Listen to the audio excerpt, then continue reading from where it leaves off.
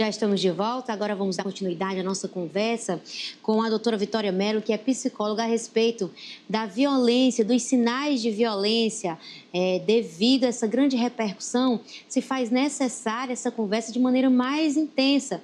A sociedade, de maneira geral, já existem muitas políticas, muitos serviços disponíveis, mas é importante demais conversar sobre isso, sobre os sinais de abuso em relacionamentos. E é por isso que a gente está recebendo aqui hoje, através do Zoom, a nossa convidada, a doutora Vitória Mello, que é psicóloga. Bom dia, doutora Vitória, bem-vinda ao programa Revista.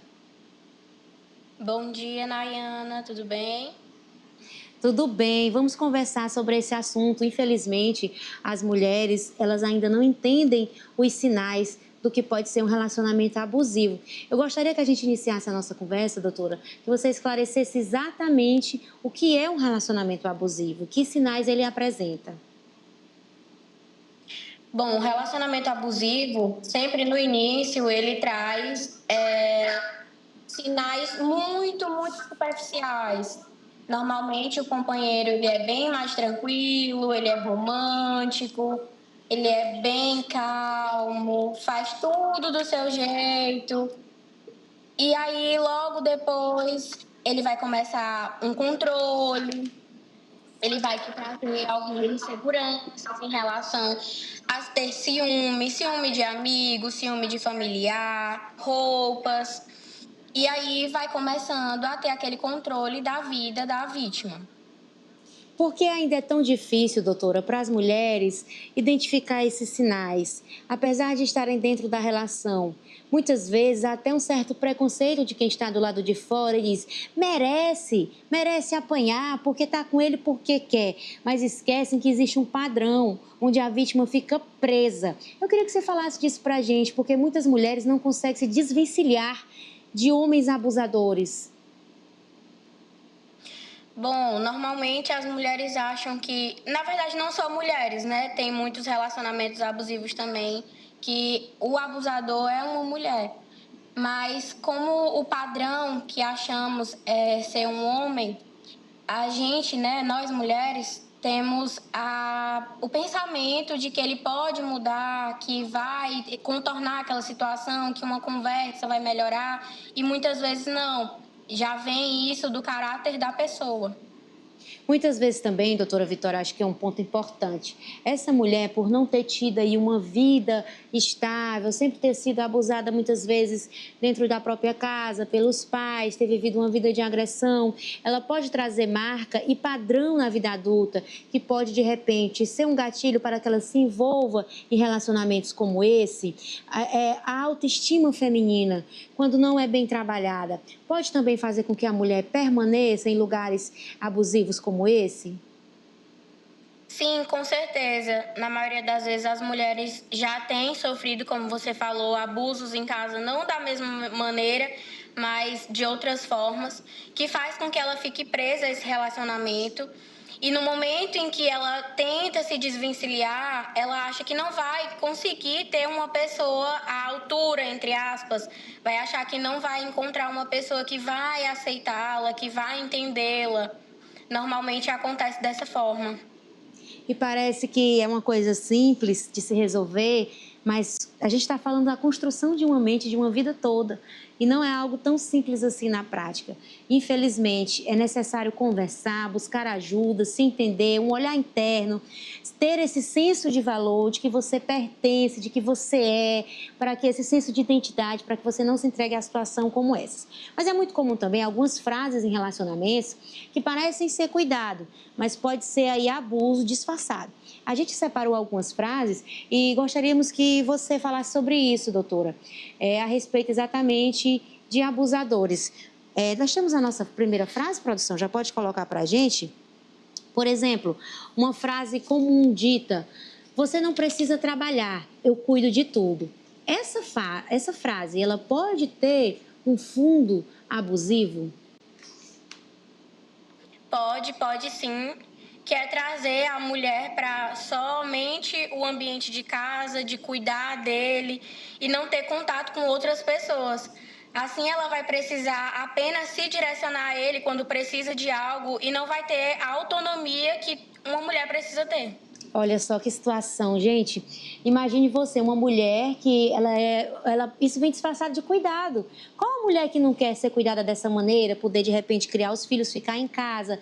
É claro que nós estamos falando de caso e caso, mas pode ser um sinal importante. Não, você não precisa trabalhar, desde que eu cuido de tudo. Mas esse cuido de tudo como? Você não tem autonomia, você não tem acesso a nenhum tipo de dinheiro, você não pode fazer escolhas. Isso é realmente um cuidado ou isso é um abuso? É importante observar. Nós temos mais uma frase, doutora, para a senhora trazer a reflexão para a gente. Vamos colocar agora na nossa tela. Para você que está chegando agora, nós estamos conversando sobre relacionamento abusivo. Se você me amasse, não falaria com aquele seu amigo. Essa frase, doutora, pode ser uma frase de um relacionamento abusivo? Com certeza. Na verdade, ele quer tirar totalmente a pessoa de outros vínculos, mesmo que seja de amigos ou familiares, porque ela não deve viver para outras pessoas. Ele quer que ela viva apenas para ele. Como se ela fosse fazer algo de errado, fosse o trair, algo do tipo. E olha, para você que está do outro lado, está vendo a sutileza de como essas coisas acontecem?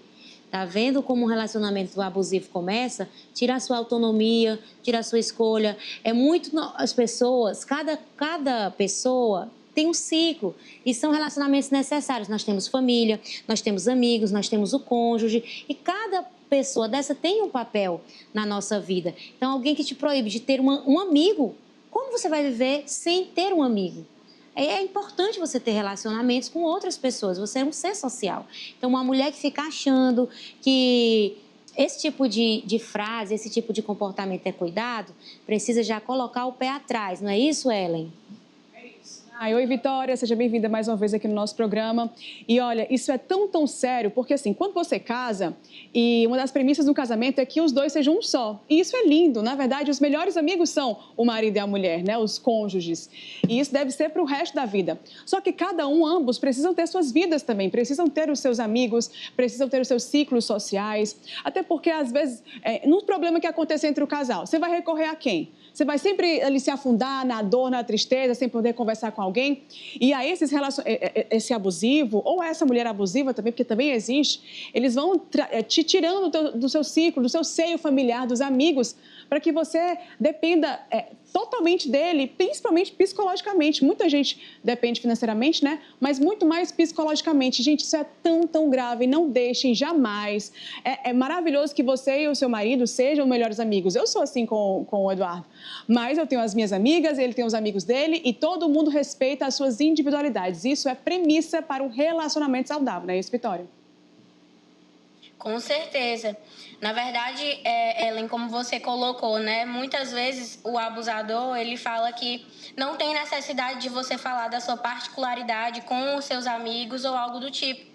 Mas às vezes é tão bom ser escutada por uma pessoa que conhece a gente há tanto tempo, às vezes a gente tem uma amizade há um longo tempo, e aí a pessoa corta totalmente achando que não, você não deve conversar com ninguém, eu sou seu melhor amigo, e não funciona dessa forma. A gente tem sim que ter o companheirismo, a amizade, ser ali para tudo, mas a gente também tem que ter as nossas amizades. E assim não acontece num relacionamento abusivo e tóxico. Muito obrigada, doutora Vitória, pela sua participação, esclarecimentos tão necessários. Nós que temos uma audiência feminina muito especial, a gente quer deixar esse recado.